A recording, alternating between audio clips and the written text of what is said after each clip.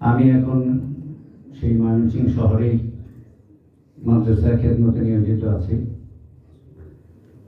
আমি জামিয়া নুরিয়া কামরাঙ্গীর চরে 81, 82, 83 এবং 84 সালের কিছু সময় ওইখানে হেফজ পড়েছি। আর ওইখানে মোহাম্মদুল্লাহ হাফিজ হুজুর রহমতুল্লাহ আলাইহির কাছ থেকে ওনার মোবারক জুবানে আতহার আলী রহমতুল্লাহ আলাইহির কথা প্রথম শুনেছি এবং শুনেছি যে আতহার আলী রহমতুল্লাহ আলাইহিকে আশরাফ আলী থানভী রহমতুল্লাহ আলাইহি খুব অল্প বয়সে খেলাফত দিয়েছিলেন এবং খেলাফত দেওয়ার পরে হাকিমুল উম্মত নিজে ওই দিন খুব খুশি প্রকাশ করেছিলেন এবং মানুষদেরকে হুজুর ওই দিন মিষ্টি খাইয়েছিলেন যে আজকে একজন যোগ্য মানুষকে খেলাফত দেওয়া হয়েছে। আমার নানা ময়মনসিংহের একজন মশহুর আলেমে দিন ছিলেন মোল্লা নজরুল হক রহমতুল্লাহ আলাইহি, যিনি জামিয়া ইসলামিয়া, জামিয়া আশরাফিয়া এবং মাখজানের প্রতিষ্ঠাতা। উনি হাফিজি হুজুরের ছাত্র এবং আমার বাবা মৌলানা আব্দুর রহমান হাফিজি হুজুর, উনিও মোহাম্মদুল্লাহ হাফিজি হুজুরের ছাত্র এবং সৌভাগ্যক্রমে আমিও হাফিজি হুজুরকে আমার হেফজখানার শেষ সবকটা শুনিয়েছি, সেজন্য সেই হিসাবে আমিও হুজুরের ছাত্র। তো হুজুরের মুখ থেকেই আমি বহুবার আতহার আলী রহমতুল্লাহ আলাইহির কথা শুনেছি।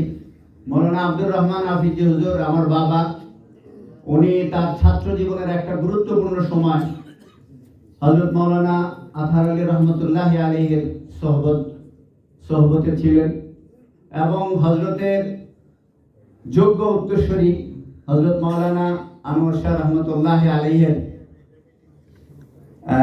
সাথে উনি ছিলেন এবং ওনাকে বিশেষভাবে দেখভাল করার জন্য আতহার আলী রহমতুল্লাহ আলাইহি আমার আব্বাকে দায়িত্ব দিয়েছিলেন এবং ওনাকে দেখভালের খাতিরেই আতহার আলী রহমতুল্লাহ আলাইহির বাড়িতে ওনার ঘরে আমার আব্বা থাকতেন। তো ওনার কাছ থেকে হযরত আতহার আলী রহমতুল্লাহ আলাইহির অনেক কথা আমরা শুনেছি। আজকে ওনার আসার কথা ছিল, শারীরিক কারণে ওনার গত 2 বছর আগে একটা স্ট্রোক হয়েছে, এই জন্য লম্বা সফর করতে পারেন না। উনি কিছু স্মৃতিচারণ করেছেন এবং উনি একটা ছোট্ট লেখা দিয়েছেন। উনি বলেছেন যে আমার জীবনে যে সকল মহামনীষীদের নেক নজর সোহবত ধন্য হয়েছি, তাদের অন্যতম ব্যক্তিত্ব হলেন হযরত মাওলানা আতহার আলী রহমতুল্লাহ আলাইহি। একদিকে তিনি বিজ্ঞ আলেম, হাফেজ, কারি, অন্যদিকে হাকিমুল উম্মত, মুজাদ্দিদে মিল্লাত আশরাফ আলী রহমতুল্লাহ আলাইহির সোহবতধন্য খলিফা ও তরিকতের শায়েখ।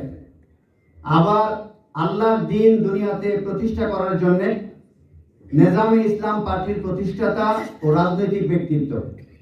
এক সময় তিনি ছিলেন, এক কথায় তিনি ছিলেন জামে শখসিয়ত তথা সকল বিষয়ে পারদর্শী। তিনি মানুষের যোগ্যতা মূল্যায়নে ছিলেন সিদ্ধহস্ত। তিনি ছিলেন নিজামে ইসলামের পার্টির সদর আর সেক্রেটারি ছিলেন চট্টগ্রামের খতিব আজম হযরত মাওলানা সিদ্দিক আহমদ রহমতুল্লাহ আলাইহি।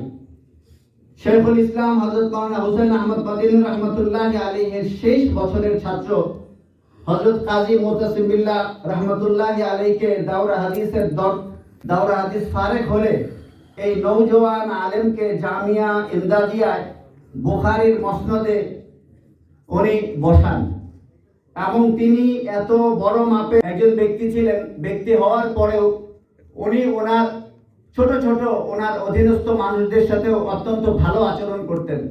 আমার আব্বা বলেছেন যে উনি আতহার আলী রহমতুল্লাহ আলাইহির তারাবির ইমামত করতেন এবং এক সময় দেখা গেল তারাবির একটা লোকমা হযরত বারবার লোকমা দিচ্ছিলেন, আব্বা লোকমাটা নিচ্ছিলেন না। তো হযরত তো অনেক বড় ব্যক্তিত্বের অধিকারী ছিলেন। নামাজের পরে জিজ্ঞেস করলেন, আব্দুর রহমান আমার লোকমাটা নিলে না কেন? তো উনি বললেন, হুজুর আমার মনে হয় যে আমার মনে হয় ভুল হয় না। তো কোরআন শরীফ নিয়ে যখন দেখা গেল তো হুজুর খুব খুশি হলেন এবং আমার আব্বা যখন এইখান থেকে লালবাগে যখন মেশকাত পড়তেন, হযরত তার হজের সফরে যাওয়ার সময় তার স্নেহের ছাত্রকে দেখার জন্য, এত উঁচু মাপের ব্যক্তি, উনি লালবাগ মাদ্রাসায় গেছেন এবং ওই সময় আমার আব্বাকে দোয়া করে গেছেন এবং বলছেন তোমাকে দেখার জন্য, দোয়া দেওয়ার জন্য এখানে আসছি। তো আমাদের বড়দের পথ অনুসরণ করে আল্লাহ পাক আমাদেরকে আগামী পথ চলার তৌফিক দান করেন। এই হযরতের সাহেবজাদা যিনি আছেন হযরতের এই লেখা, এই বইয়ের লেখক, সম্পাদক এবং প্রকাশক এবং যারা আজকের এই আয়োজন করেছেন তাদেরকে ধন্যবাদ জানিয়ে আমাদের আকাবের আসলাফদের পথ অনুসরণ করে চলার জন্য আল্লাহ আমাদেরকে তৌফিক দান করেন।